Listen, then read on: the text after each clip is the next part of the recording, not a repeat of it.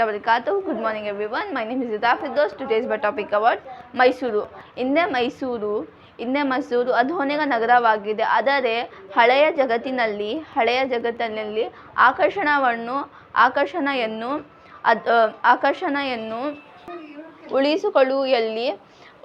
ಉಳಿಸುವ ಯಶಸ್ವಿಯಾಗಿದೆ. ಈಗಿನ ಮೈಸೂರು ತನ್ನ ಶ್ರೀಗಂಧದ ಮರ ಮತ್ತು ಬೆಟ್ಟಮರದ ರೋಸ್ವುಡ್ ಕಲಾಕೃತಿಗಳನ್ನು, ಕಲ್ಲಿನ ಶಿಲ್ಪಗಳು, ಅಗರಬತ್ತಿ, ದಂತಕಥಾ ಮತ್ತು ಸುಗಂಧದ